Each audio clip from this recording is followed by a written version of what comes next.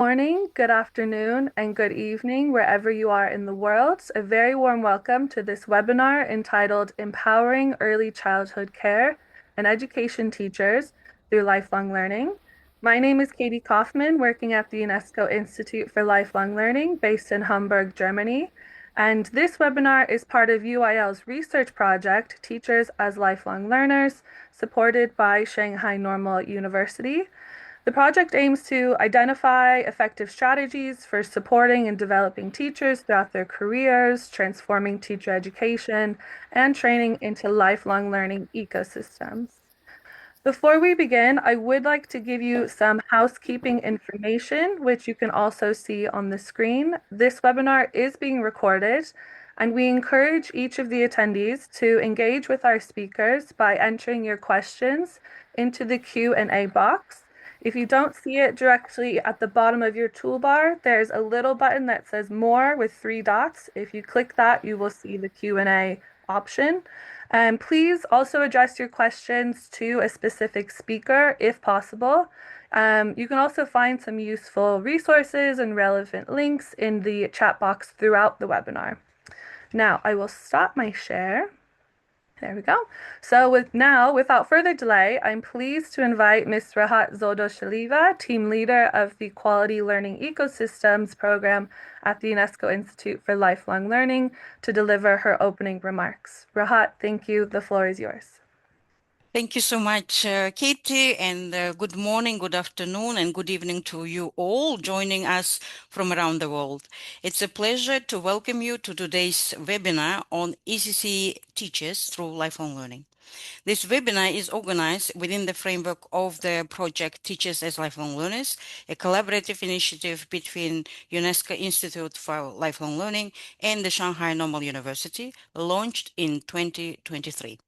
Through this partnership, we aim to better understand how educators can be supported not only as teachers, but as lifelong learners and the facilitators of lifelong learning in their own right. Today's webinar is part of the webinar series on the theme of this project, which we initiated since late 2023. As we discuss the intersection of ECCE and lifelong learning today, we must recognize that our efforts do not exist in a vacuum, but within a robust global frameworks of UNESCO norm-setting instruments. From the foundational 1966 ILO UNESCO recommendation, which first recognized the professional status of the nursery and the kindergarten teacher, to the recent Tashkent Declaration in 2022, the message from the international community is clear. ECCE is not a preliminary stage to education, but the very foundation of the lifelong learning journey. By framing our work through these normative standards, we move beyond viewing ECCE educators as mere caregivers. Instead, we advocate for them as highly skilled professionals who deserve the parity of the status, rigorous training, and decent working conditions, framed by the SDG 4 targets. Our commitment today is to ensure that the right to education begins with a supported, qualified, and empowered workforce from the very start. At the UNESCO Institute for Lifelong Learning, we promote lifelong learning as a holistic and inclusive approach that spans all stages of life. It encompasses learning in formal, non-formal, and informal settings, and recognizes that learning can take place anytime and anywhere. Within this vision, ECCE holds a uniquely important place. It is in these early years that the foundations for lifelong learning are first established, making the role of educators working at the ECCE sector both essential and transformative. However, while expectations for high-quality ECCE continue to grow, the support provided to the educators working in this subsector often does not keep pace. In many contexts, particularly in resource-constrained settings, educators face significant challenges. These include limited access to continuous professional development, training, insufficient educational support, and lack of recognition for their professional role in learning. Such conditions can restrict educators' own opportunities to engage in lifelong learning in general in turn affect their ability to nurture these same dispositions in young children. This brings us to a central premise of today's webinar. ECCE educators must be recognized and supported as lifelong learners themselves. When educators engage in continuous reflective and research-informed learning, they are better equipped to create rich, inclusive, and stimulating learning environments. They are able to model curiosity and adaptability, apply innovative pedagogical innovations such as play-based and inquiry-driven learning, and foster the social and emotional skills that children need to thrive in the ever-changing world of today. At the same time, strengthening the professionalization of ECC educators requires more than individual effort. It calls for coherent policies, sustained investment, a strong partnership across different sectors. Without these, opportunities for professional growth remain unevenly distributed, often reinforcing existing inequalities, especially for educators working in rural, marginalized, or low-income communities. Ensuring equitable access to professional learning opportunities and lifelong learning in particular is therefore not only a matter of quality, but also of inclusion and social justice. The benefits of investing in ECC educators' lifelong learning are far-reaching. They extend beyond improved learning outcomes for children to broader societal gains, including enhanced well-being, stronger communities, and more inclusive and resilient societies. In this sense, supporting ECC educators is not simply an educational priority, it's a strategic investment in our and in your society's collective future. With this, I would like to highlight and thank all the speakers of today's webinar for their time, interest, and expertise that they are willing to share today with us in understanding ECC educators' lifelong learning and how it can foster the lifelong learning in young children. We are honored by all of you. Thank you so much. And those and the participants for their interest in the topic as well. I'm confident that today's discussions will provide valuable perspective from different parts of the world, but also from the global to national to local, and inspire continued collaboration in this important area. So with that, I would like to thank you again and wish you a very engaging and productive webinar. And I call back my colleague Caitlin Kaufman, to please take the floor to chair the next session. Thank you. Thank you, Rahat. Now we will begin our main session. So today we have 4 speakers who will unpack the webinar topic from various perspectives, drawing on their knowledge, experience, and research insights into ECC and lifelong learning. Our first speaker is Dr. Fabio De Vigo. Dr. Fabio De Vigo is a full professor of education at the University of L'Aquila, Italy, and an internationally recognized scholar in early childhood education, inclusive education, and lifelong learning. He has held academic positions at Northumbria University and Aarhus University, where he has also held the UNESCO Chair in supporting early years care and education. Professor De Vigo has worked extensively with UNESCO and UNICEF on curriculum development, teacher education, and policy reform across Europe, Asia, and the Pacific, including major initiatives in Cambodia, Bangladesh, and the Federated States of Micronesia. His work focuses particularly on strengthening the professional development of educators, advancing inclusive and play-based pedagogies, and supporting the design of lifelong learning systems and policies at both national and international levels.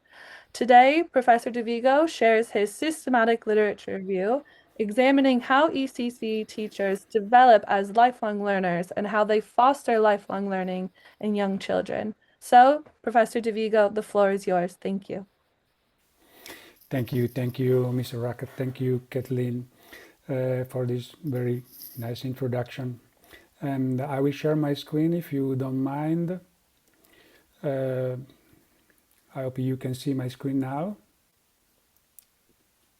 We can Is see that okay? it's not the PowerPoint, it's your presenter notes. Yeah, my presenting. Okay. So just a second, I will try again.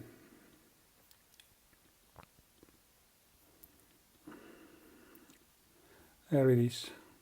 So we still see the, oh, perfect. Now we see it. Okay, there we go. that worked. Thank you. So Again, I'm really pleased to join this UIL and Shanghai Normal University webinar on empowering EC teachers to lifelong learning. Today I present findings from a thematic paper prepared for UIL as a part of the Teacher as Lifelong Learners project. It's a systematic literature review whose central argument is that EC teachers occupy a uniquely dual role. On one hand, they are lifelong learners in their own right. On the other, they are holistic facilitators of lifelong learning disposition in the children they educate. And these two dimensions are inseparably intertwined. The presentation has two parts. Part one covered methodology, 6 core themes, and 9 international case studies, while part two addresses 2 discussion questions from the organizer. What core competence and mindset EC teachers need to become effective lifelong learners, and who should be responsible for financing, monitoring, and providing lifelong learning opportunities for EC professionals. Okay, the review follows PRISMA 2020 guidelines, ensuring transparency and reproducibility. Research Web of Sciences, Scopus, Google Scholars, and included literature. And from 165 sources, rigorous inclusion criteria and quality appraisal yielded 76 publications validated with external experts.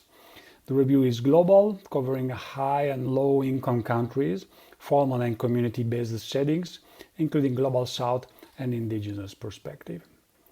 And 6 themes emerged from the analysis, organized around the 2 research questions. The first 3 address EC teachers or lifelong learners, professionalism, quality teaching, and continuous professional development. The second 3 address their role as facilitators of children's lifelong learning, reducing inequalities, supporting broad learning outcomes, and fostering sustainability competencies. These are not parallel tracks. When educators are supported as lifelong learners, they better cultivate lifelong learning also in children. EC teachers worldwide, as already mentioned, face low wages, precarious contracts, and limited social recognition, several challenges. Without fair remuneration and institutional recognition, lifelong learning remains a luxury rather than a norm. Yet, professional identity in ECE is an evolving construct created through reflective practice and collegial engagement. Professionalism is itself a form of lifelong learning. Educators with greater autonomy engage with CPD transformatively rather than merely compliantly. A persistent professional development gap also means rural and marginalized educators are disproportionately excluded from sustained learning opportunity. Quality teaching.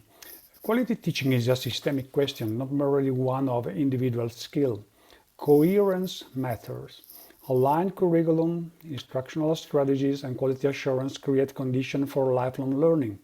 Fragmentation undermines both teachers' development and child outcomes. For example, the quality teaching rounds model from Australia positions educators as active knowledge producers through shared observation and joint analysis. Equity-oriented pedagogy is equally important. Inclusive teaching demands continuous reflection and adaptation, making it a powerful engine for professional learning. Effective continuous professional development is not a series of workshops or compliance exercise.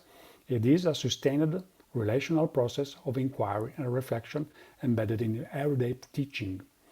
When designed this way, it transforms professional identity and commitment to lifelong learning. Professional learning communities and communities of practice are the most well-evidenced model. Collaborative structure that enhance professional agency and nurture genuine lifelong learning identities. Digital platforms expand access, but without connectivity, mentoring, and pedagogical support, they risk widening inequalities. Technology must supplement human interaction, not replace it. ECE is a frontline strategy for educational justice. Disparities in access to quality early learning entrench social inequities for life. UNESCO 2025-21 Inclusive EC series affirms that inclusion must be holistic, multisectoral, and play-based, requiring cultural responsive programs, anti-discrimination policies, and equity-oriented funding. It must be an operational reality at governance level, not merely a pedagogical ideal. The developmental window from birth to age 6 is critical for cognitive, emotional, and social foundation.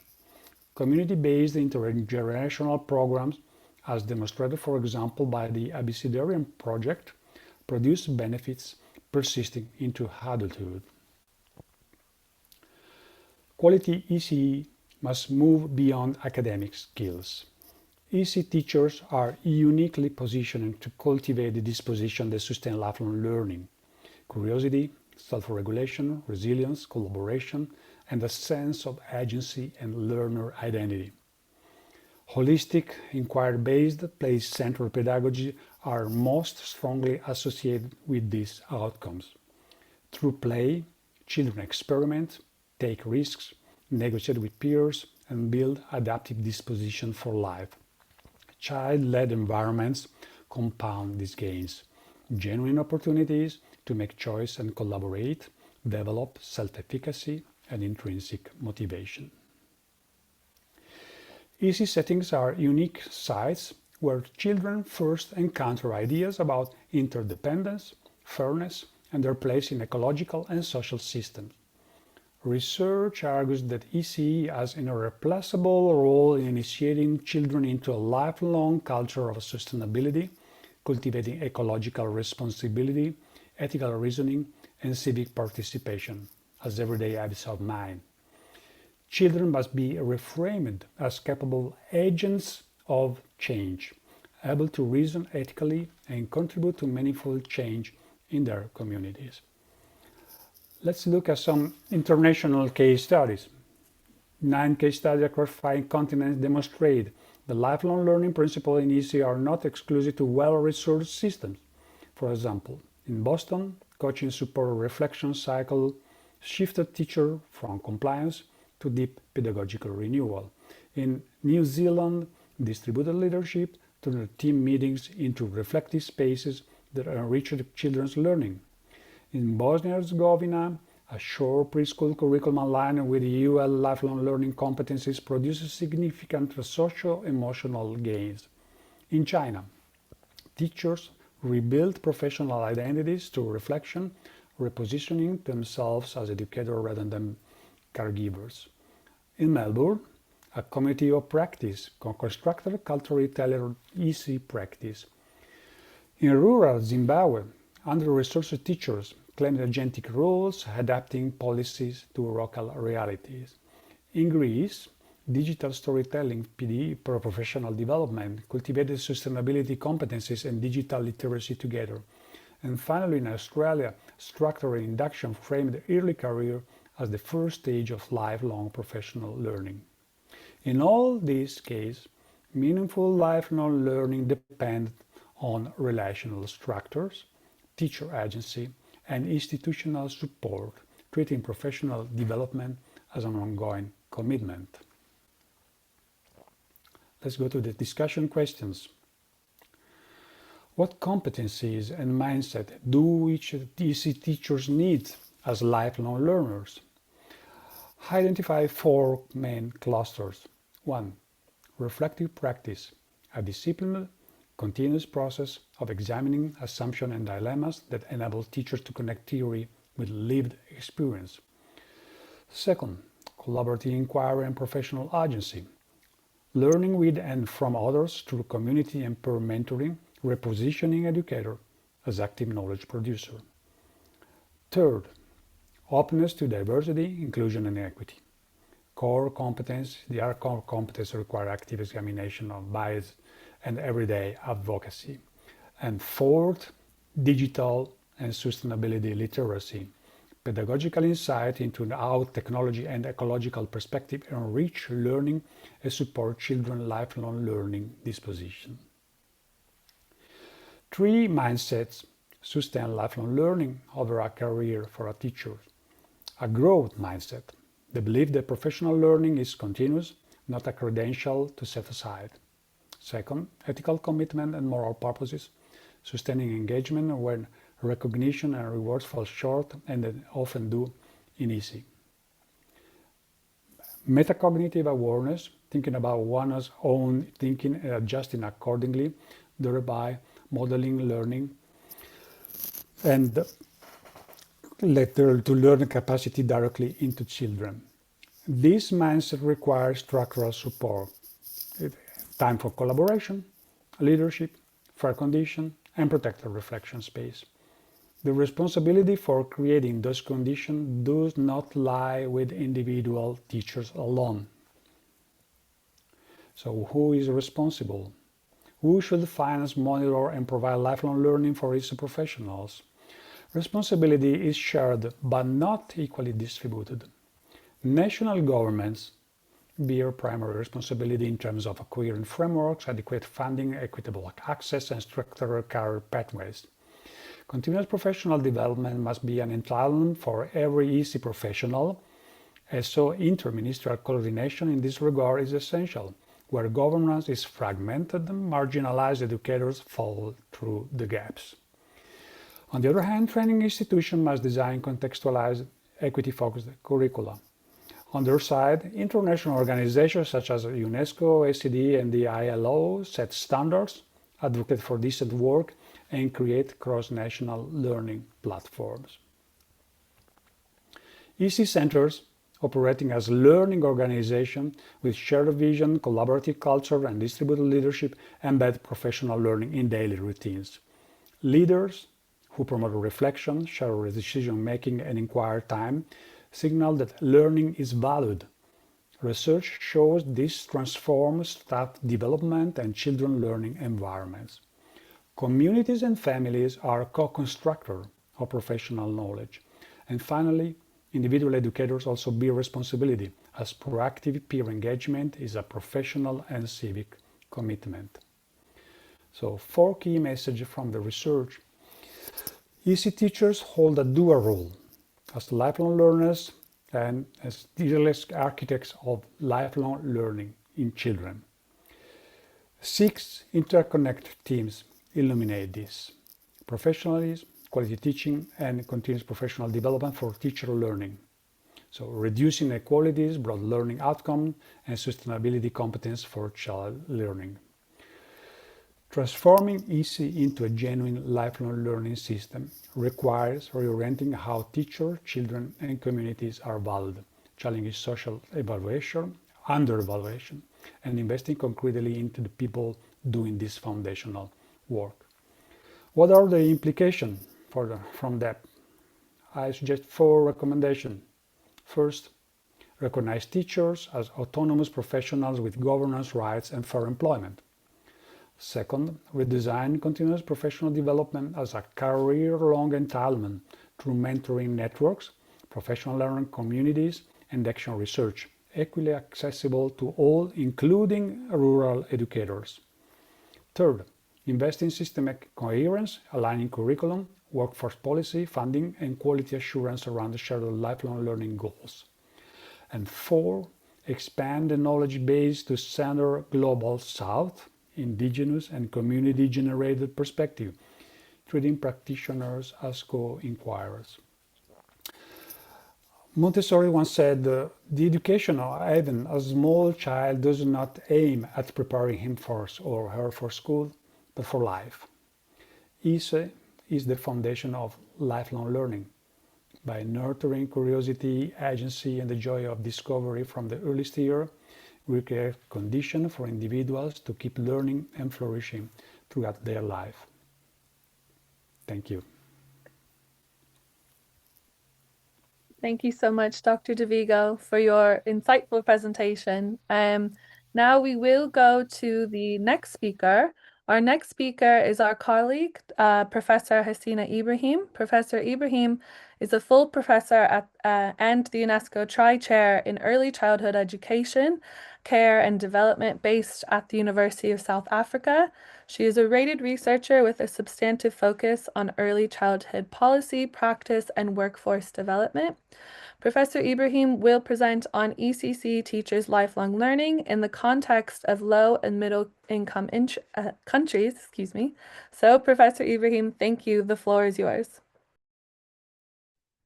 Thank you very much, Caitlin, for having me on this platform, and Rakat as well for all the communication regarding this important presentation. And I'd also like to thank Professor De Vigo for allowing me to do a critical review on the thematic report. What I'm going to present today is some of the issues that concerning to low and middle income countries with regard to empowering ECCE teachers through lifelong learning. Next slide, please. So the structure of my presentation is looking at this, the conceptual turning of empowerment when it's linked to lifelong learning. And there are three issues that I'd like to foreground. The first one is on the dominant assumptions versus situated life practices in the context of this empowerment. Issue number two is the kind of governance dynamics that are experienced in the LMIC countries. And then issue number three is that early childhood is largely women's work. And then what does this mean for lifelong learning and its expectations? And then I would suggest some things for the way forward and my closing thoughts. Next slide, please.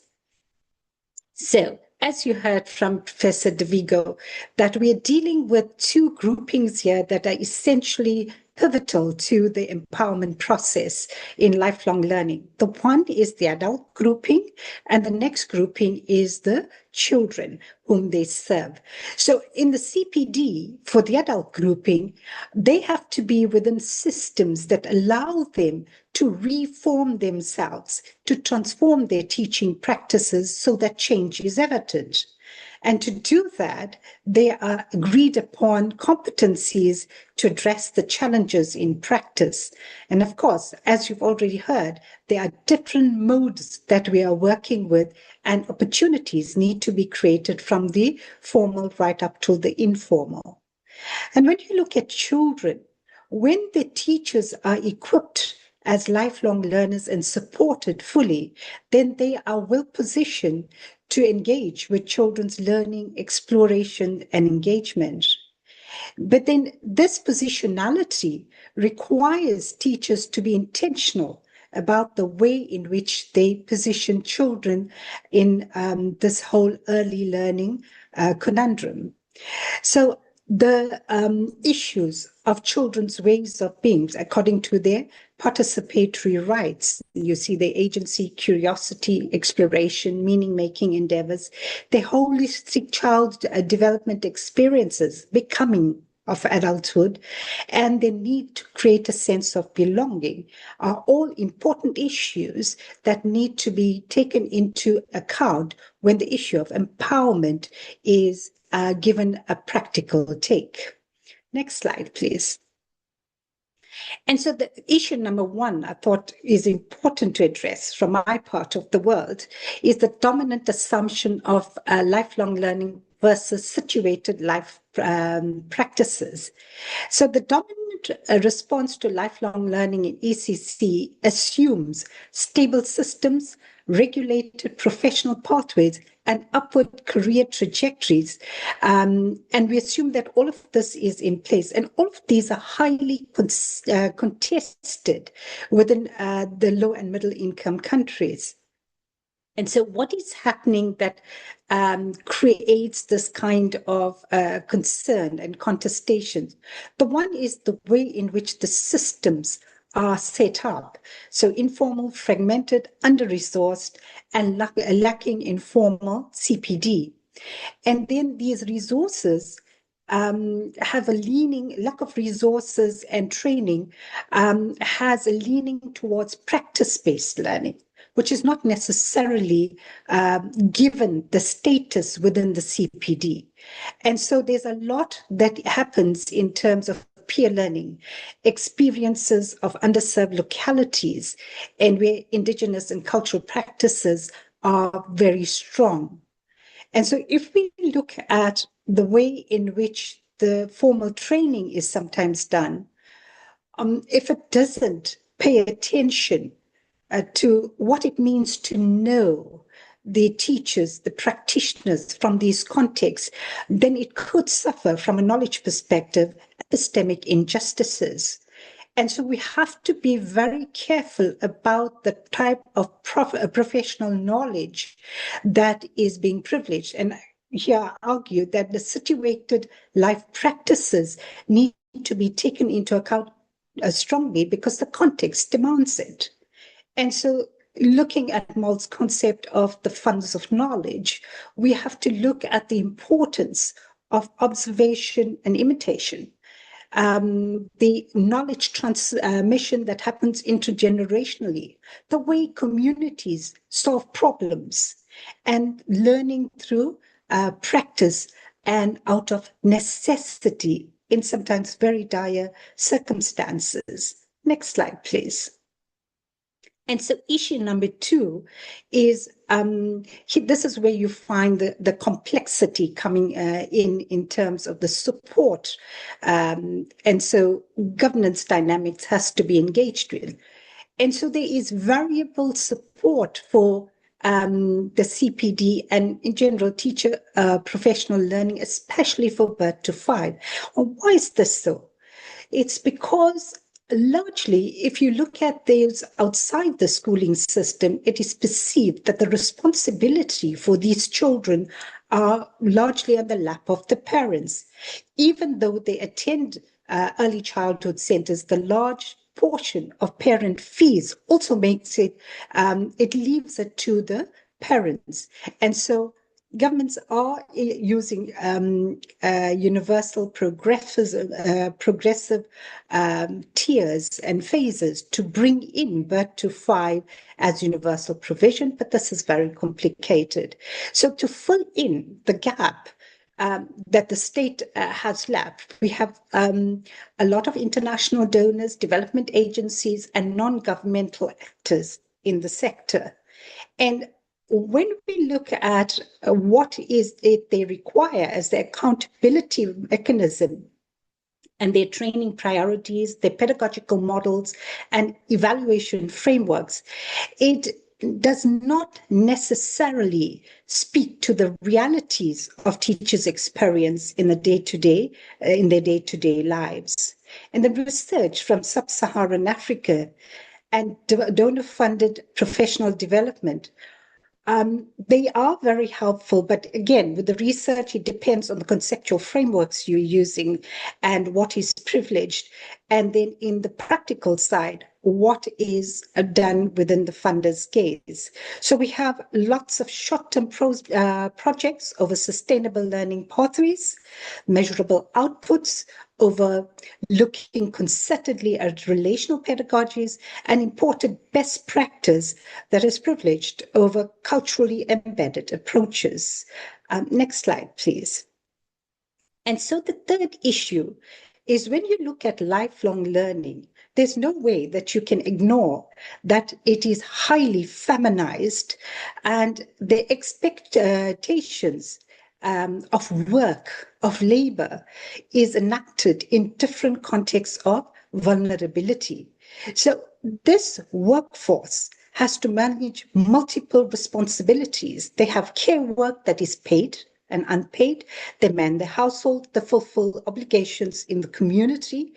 And so the expectations for going and upgrading themselves overburdens women as well. And it reproduces gender inequalities if not managed properly. And so there's also limited access to professional learning because they would have to fork out their own monies to support themselves. And so job security is always an issue because it's unstable. And as you heard, they are lowly paid or no paid. They work on volunteerism, and their well-being is at stake with stress, burnout, and high emotional labor. Next slide, please. And so what are some of the ways moving forward when you look at the experiences in the LMICs? The one is adopt a more inclusive conceptualization of lifelong learning, which recognize, and I think that has also been emphasized by Prof. DeVigo, that we look at this, the range of provisions as legitimate, and the value of experiential, relational, and community embedded knowledge in our array of knowledge that we privilege in their training. And then we also need to understand that professional learning is not a man on an island in a silo kind of a perspective when we look at lifelong learning.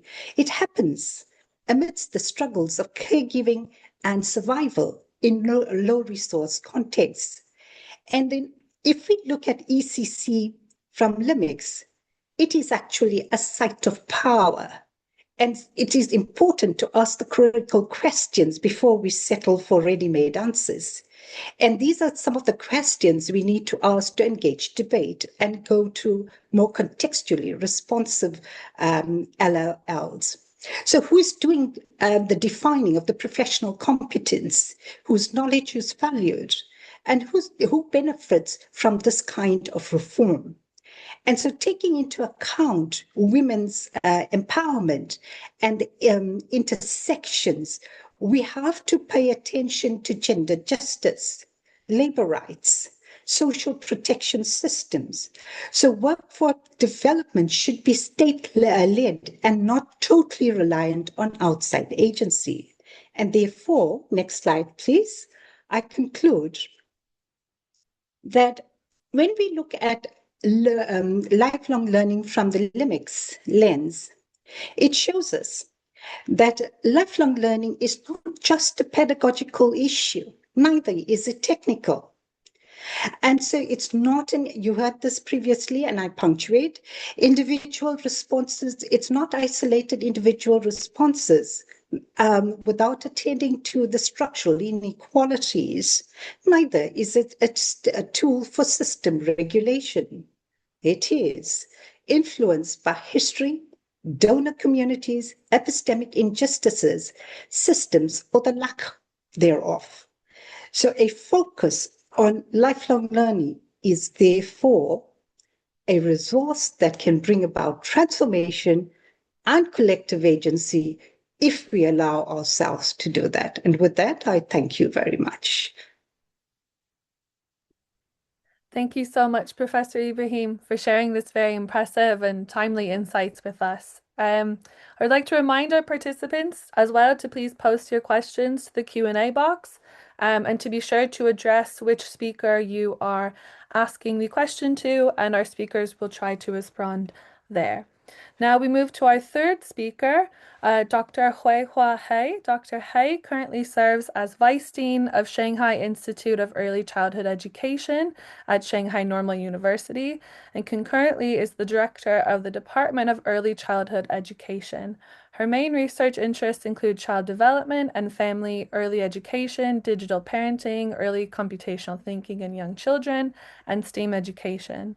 She's also published a wealth of SSCI and CSSCI journal papers, textbooks, and monographs in the field of early childhood education. Dr. He will present on how ECCE teachers in China are lifelong learners. So, Dr. He, thank you. The floor is yours.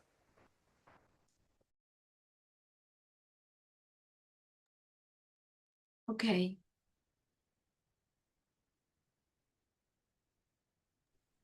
All right. So good afternoon, everyone. My presentation will focus on three key questions. First is how China has developed policies and systems that positioned ECCE educators as lifelong learners. And the second question is how this influences their ability to foster lifelong learning dispositions in young children, and what lessons can be drawn for building more inclusive lifelong learning ecosystems globally, particularly in an under-resourced contexts. So I will talk about policies, impacts, rural experiences, and some applications. China has gradually established a comprehensive policy frameworks for teachers' lifelong learning since 2018. A series of national policies has emphasized to building lifelong learning systems for learners, implementing large-scale training programs, establishing credit systems, and strengthening financial and institutional support. More recently, there are different policies further highlight the digital empowerment, the development of digital literacy standards, and the use of national platforms to support continuous learning. Importantly, the latest policy developments also moved forward legal guarantees require teachers to participate in lifelong learning and linking training outcomes to their career advancement. For Dr. preschool Helen, education, sorry to yes? interrupt.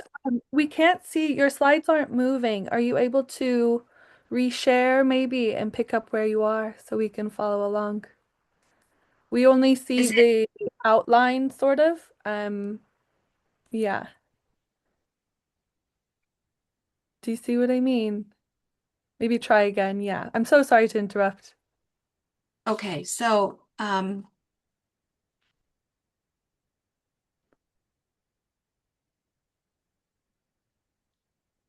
is it good right now? Perfect. And then if you just do the slideshow or start presentation option, yeah. Okay. Okay, so let's talk about specifically for the, preschool teachers, their policies support for their teachers' lifelong learning. There are couple policies I want to share. First is the professional standards for kindergarten teachers. They require teachers to embrace the concept of lifelong learning, promote and through studying educational theories, engaging in active reflection, and participating in professional training. And another one is the several opinions on deepening reform and regulating the development of preschool education. It established a professional development mechanism for the preschool teachers and promote this through measures such as tied and differentiated training, regular rotation-based training, and innovative training models. And the Department of Education of China just launched the preschool education law of the People's Republic of China in 2024. It's implemented through government planning, position-based training for preschool and kindergarten principals, and professional training for childcare staff and other personnel. I want to also share a study we just published on IEEE of Learning Technologies. The study developed and validates the preschool teachers' digital literacy scale as a framework for assessing readiness for AI-enhanced professional development among preschool teachers in China. Using the data from teachers nationwide, we used the EFA and the CFA analysis to support a five-dimensional structure, including digital awareness, technical capabilities, pedagogical application, and social responsibilities, and professional development orientations. So our latent profile analysis identified three readiness groups, emergent, progressing, and proficient, revealing a structural imbalance characterized by strong ethical awareness, but comparatively weaker technological capabilities across profiles. So these findings indicate that AI-enhanced professional development should not be uniformly designed, and instead it requires differentiated approach aligned with teachers' readiness profiles. And Dr. then I will Hay, talk oh, about the sorry to impact of interrupt. young It's children's lifelong still, learning sorry, positions. it's still showing just the outline. Are you able to maybe re-upload You? it again so we can see where you are? We just had a couple comments in the Q&A about it. I'm so sorry. Professor Katie, maybe we could share because it will be easier for us, I think. Okay. Would that be easier? Elsa, maybe if you want to share for Dr. Hay. Sure, you can share for me. So Okay. it's here. Impact on young children's lifelong learning dispositions. Perfect. Slide 9. Okay. I'll inform my colleague. One moment.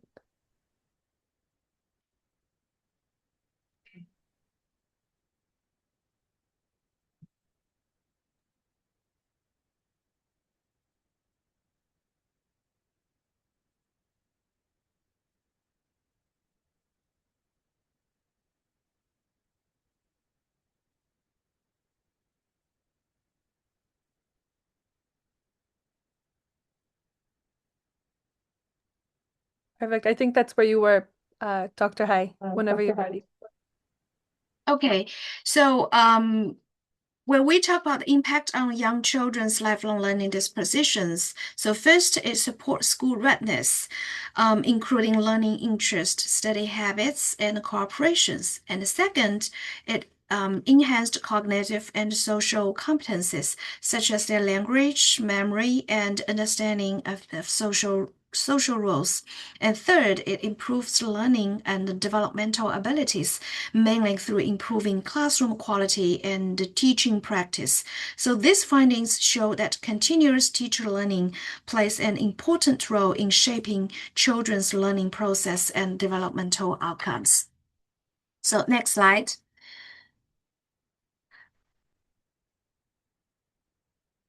There are still some significant challenges or limitations, especially in rural areas of China.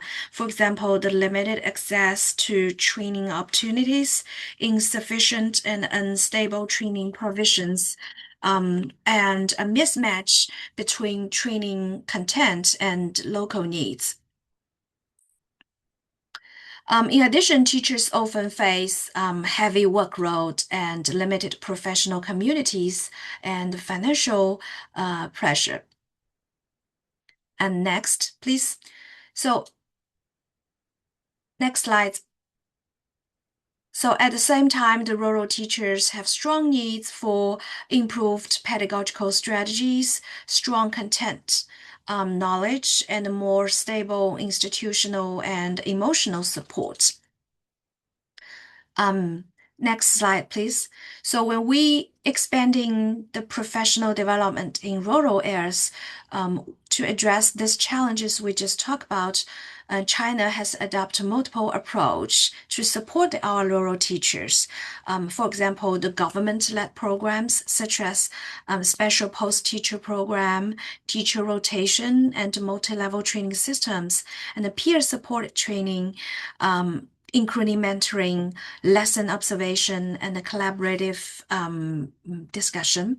And of course, the technology-supported participation through platforms and digital tools that expand access to learning opportunities. This approach aims to improve both access and the quality of professional development in rural areas.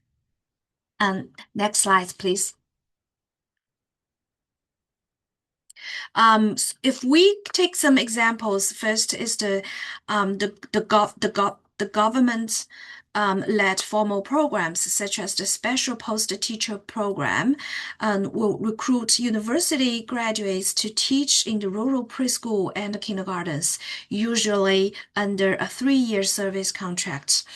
And another example is the Rural Teacher Support Plan. It covers the entire career development of rural teachers from pre-service preparation and recruitment to in-service training and evaluation. And also the Teacher Rotation Program.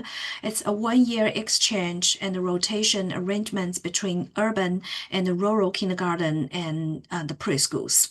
And we also have the 5-level training system from the national, states, country, and the school level training programs. Next slide, please. I want to share one example of a professional development in rural areas of our Chinese teachers. So they are required to complete a set number of lesson observations and submit standardized notes. And also, they want to do peer observation and feedback to help the novice teachers adjust to teaching more quickly. And another strategy is to do the collaborative lesson planning. So the routine meetings for teachers teaching same subject with deep discussion and real collaborations. And another one is the official online training. In this example, we will see one teacher, they open an official training video and took a photo as a proof and close it immediately. So this symbolic participation suggested a mismatch between official training content and the rural teachers' actual needs. Next slide, please. There are a couple implications I want to share. First, the strengthening government leadership is essential for promoting educational equity. And the second, pairing urban and rural kindergarten or preschools, expert teachers outreach, and online joint teaching help to reduce regional gaps in teaching quality. Third, the digital platforms can provide low-cost and accessible learning opportunities. And fourth, training content should be localized and content-sensitive. And finally, sustained investment and institutionalized training are essential for building an inclusive and lasting education ecosystem. So in conclusion, China's experience showed that through policy support, system design, and practical implementation, teachers can be effectively positioned as lifelong learners. At the same time, continuous improvement is needed, especially in addressing inequalities and supporting teachers in under-resourced contexts. Thank you for your attention. Thank you so much, Dr. Hay, for sharing your insightful presentation. I would just like to remind our participants once again, if you have any questions, you can post them directly to the Q&A box. Dr. Hay, I think you have one there for you. As I don't think we'll have time for a verbal discussion in Q&A, I highly encourage everyone to engage in the Q&A box there. We move now to our fourth and final speaker, Ms. Valerie Tijos. Ms. Tijos is Cluster Lead on Teacher Policies at UNESCO's Headquarters Section for Teacher Development. She has served as an international consultant in education planning for UNESCO and UNDP, research assistant in education policies for the Global Monitoring Report on Education for All, education sector coordinator in UNESCO Cluster Office for Mali, Burkina Faso, Niger, and Guinea, lead of the Teaching and Learning Cluster at UNESCO Regional Office for West Africa and the Sahel region, and as member of the joint ILO UNESCO Secretariat of the United Nations Secretary General High-Level Panel on the Teaching Profession. Ms. Tijos will present on the global and national policy frameworks and sort of systems perspectives on ECCE educators as lifelong learners. So, Ms. Tijos, thank you. The floor is yours. Thank you, Kathleen, and thank you to previous speakers. I have much less time than planned, but I will do my best to fit into the time that we have. I would like to share my screen with you. So as Caitlin just said, I work for the teacher development section of UNESCO, and my section oversees UNESCO's global work on teachers. I'm trying to share my screen, but I find it challenging. Sorry. You're okay. Do you see the share option in the toolbox below?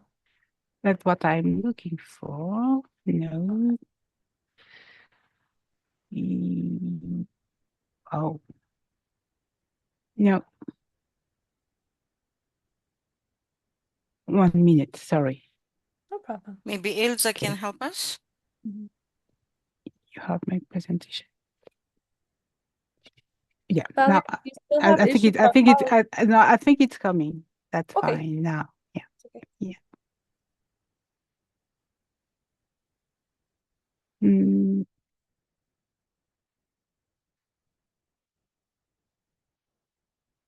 1 minute, sorry.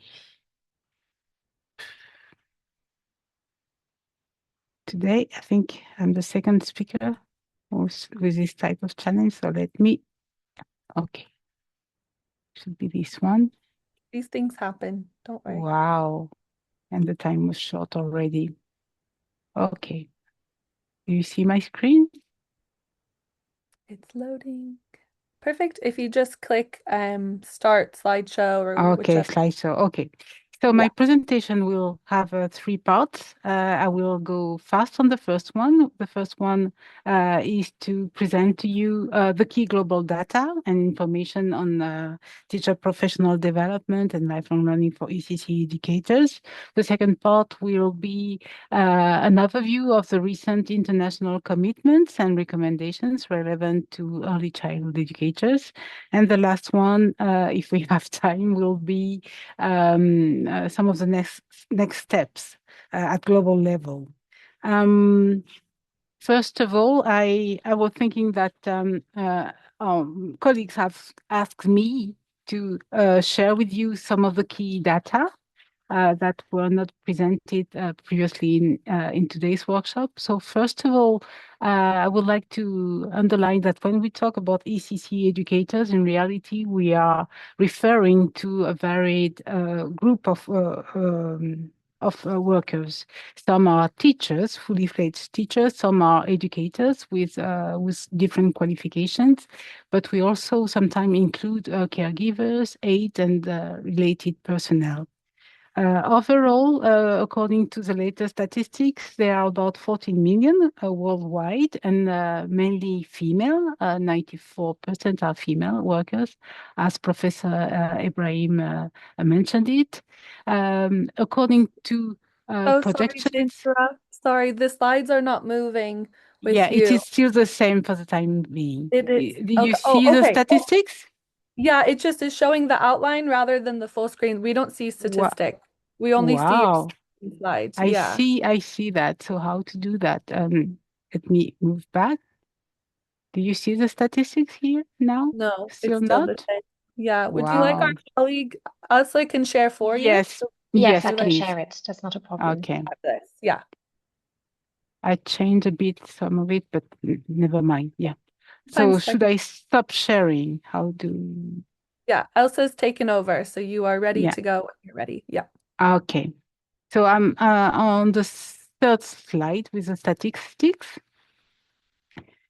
So I was saying that according to projections, 6 million more of these personnel are needed to achieve SDG goal 4.2 related to early childhood education.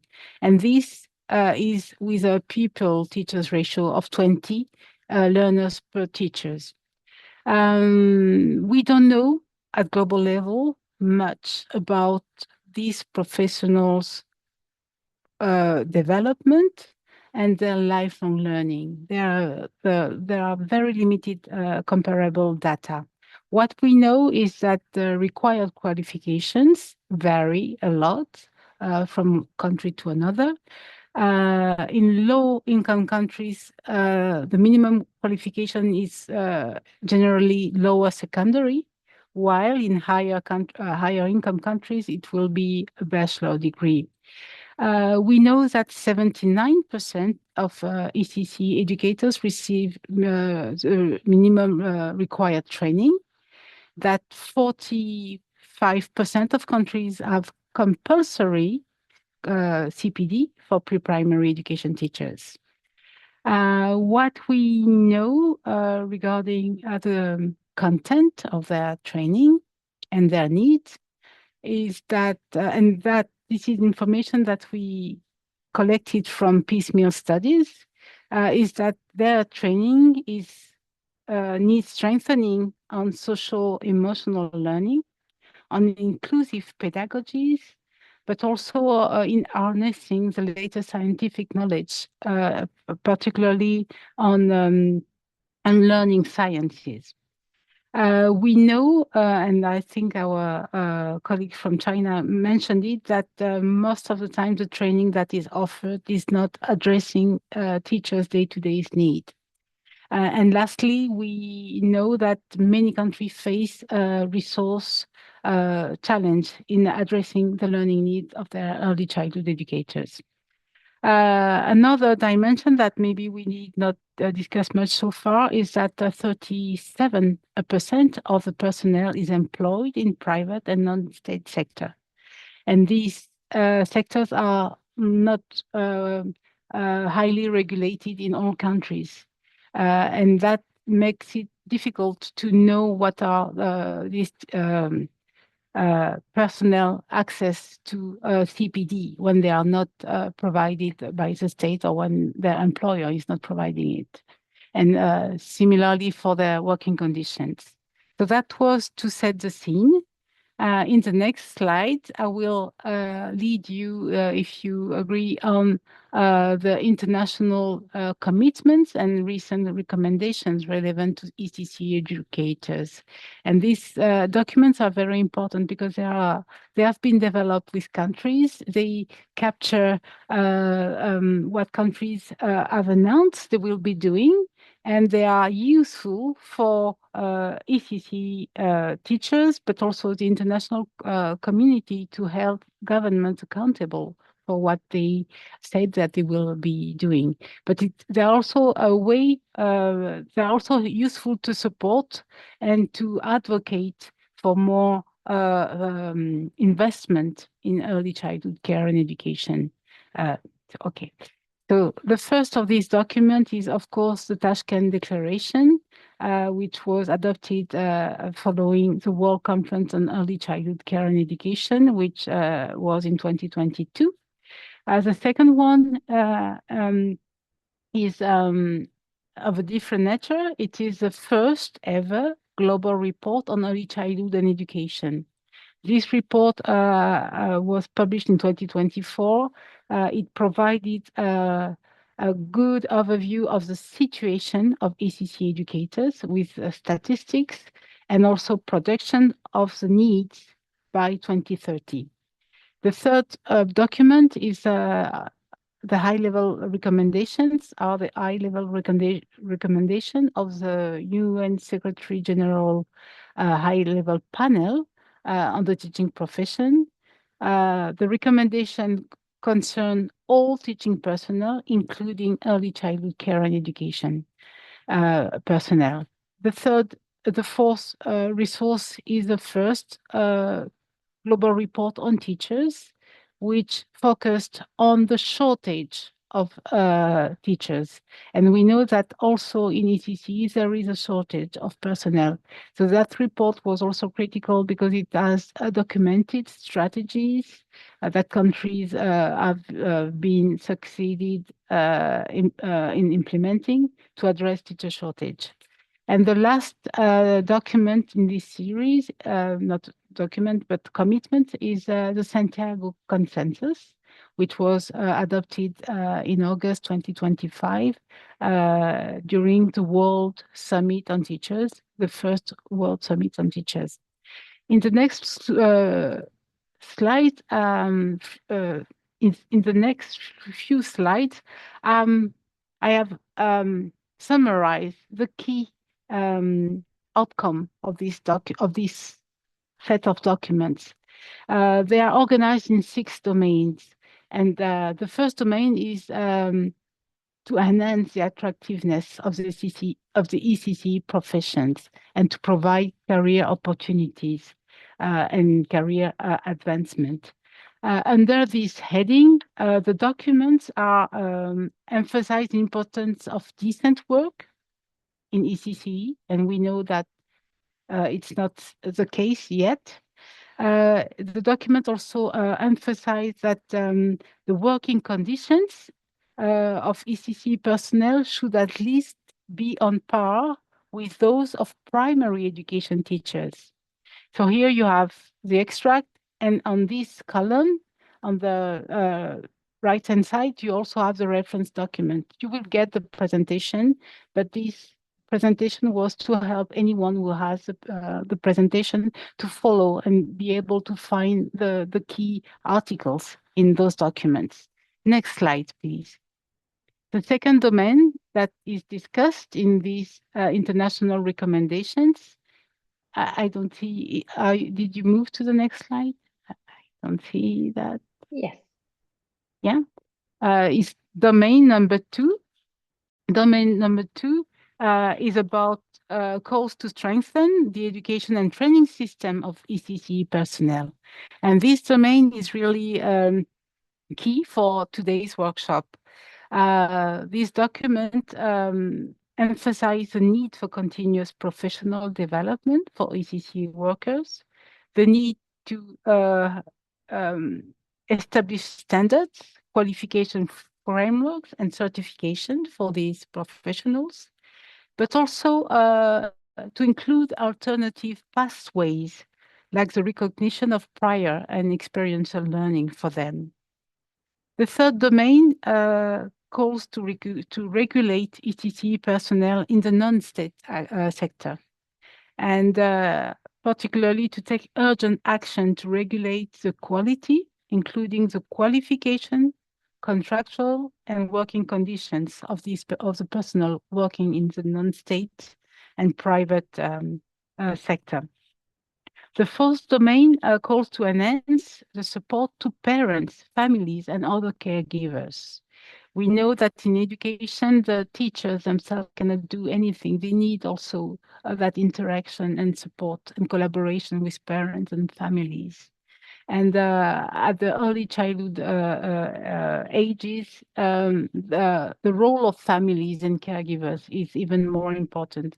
So these documents have all emphasized the importance to support families and caregivers, and also male and men and fathers, so that they can play their roles.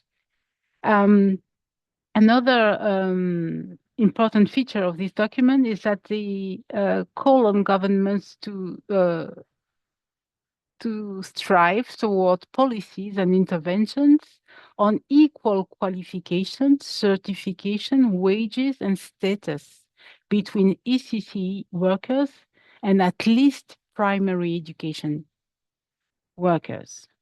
And this is something very important to ensure the profession is appealing, and that teachers who enter in this level of education have a career. They can see themselves stay in the profession and grow to other levels of education. A fifth domain is the financing of early childhood care and education. This subsector has limited funding, and none of the reform that we are calling for will be a reality without increased funding. And the sixth domain is to improve data monitoring and evaluation of ECCE policies, practices, and programs. Without that information, data, it's difficult to monitor implementations, but also the quality and the equity in access and in quality.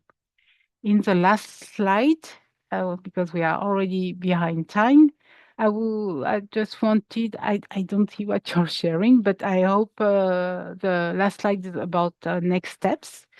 So you've seen the global landscape of what is happening in the subsector. I've recalled the international commitments and recommendations. In the last slide, I would like to go back to the actions that are underway to follow up on these international recommendation and commitments. So first of all, there is a global normative work that UNESCO is doing.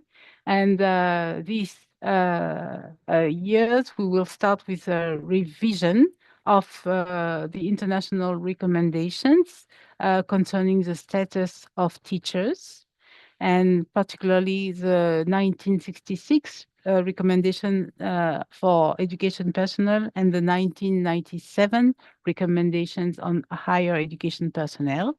The revision process has started. Another area of action is teacher policy support to address the structural challenges of teacher shortages, but also more short-term challenges like crisis and the impact of climate change. A third area of work is teacher education and professional development in order to improve teaching practices. And for that, UNESCO works with several countries to develop teaching standards, competency frameworks, and to provide tools for professional development of teachers. Well, we also reward teacher development programs that are innovative through the UNESCO Hamdan Prize for Teacher Development. And a last area of work is research and innovation, to produce evidence and tools for policy and practice changes. An example of those tools is the Teacher Policy Development Guide and its additional modules that we are developing, and particularly one which is being produced together with the Shanghai University on rural teachers. And also on evidence, we are developing a global report on teachers, the 2026 edition, so the second. And that report in particular will address some of most of the questions that we discussed today, because the report will focus on advancing teacher professional development through lifelong learning. So, Kathleen, that's what I wanted to share with you today. And I'm very happy to see Fabio Dovigo, who was a lead expert in the World Conference on ECCE, and also Professor Asina, who was a peer reviewer of the background paper of the conference on early childhood personnel. Thank you. Of course. Thank you, Valerie. I would like to also just thank all of our speakers as well for attending today and preparing your presentations. And thank you for your interventions and your engagement in the Q&A box and replying to our participants. Really, thank you so much. I will now hand it over to my colleague, Rahat Zodo-Shaliva, for some closing remarks, as we do not have time for a discussion, and as we come to the close of this webinar. So Rahat, over to you. Thank you so much, Caitlin, and thank you to all the speakers of today's webinar, and to those who are joining us in the webinar, all the participants from around the world. As we conclude this session, I want to extend my sincere gratitude to our partner, Shanghai Normal University, for their collaboration on exploring this research question at a larger context of teachers' lifelong learning across different sectors and subsectors, from a policy, program to practice. Our discussions today in the webinar have reaffirmed that ECCE educators are both teachers and learners, whose own continuous professional development, but also learning, is essential to fostering curiosity, resilience in children. We must also recognize that this workforce is predominantly comprised of women, as Professor Hasina has highlighted as well. Acknowledging their specific professional needs and contributions is vital to ensuring that their roles are not just seen as an extension of domestic care, particularly for female educators, but as a critical and professional pillar of our educational systems and lifelong learning systems. A key takeaway from today's webinar is the need to view lifelong learning through a more inclusive lens. And it was discussed, and I was observing the discussion questions also in the question and answer box, by particularly centering the diverse realities and perspectives of different regions and countries in the world, particularly those where the development in the area of ECCE is still underway, but also the rich experience they bring in to the discussions, and celebrate the epistemic diversity of our thinking around how to organize, how to support ECCE and educators in working in this system. Women educators in different regions, and particularly in the ECC subsector, often navigate unique challenges from resource constraints settings to the intersections of professional duties and societal expectations that require context-specific support rather than one-size-fits-for-all solutions. To truly empower this workforce as lifelong learners, we must move towards inclusive policies and equitable investments that provide these educators with systemic recognition and professional growth opportunities they deserve. I would like to thank you all for this participation, and I highlight that this webinar is just the start of our discussions around this topic, and we hope that the conversations and discussions, the questions that have been raised today during the webinar will be explored further beyond this webinar as well. And we would like to thank you for staying for more minutes beyond the webinar, and we would like to invite you to visit our UIL YouTube channel for the recording of the webinars of the project, but also beyond our project. And thank you especially to my colleague Caitlin Kaufman, Anna Bosoglu, and Elza for their great support and in managing this webinar so skillfully in terms of coordination and logistics and many other issues that come with it. And with this, I would like to close the webinar and wish you all the best and fruitful learning beyond our webinar today. Good evening, good afternoon, and good morning to all of you again. And thank you to all the speakers once more.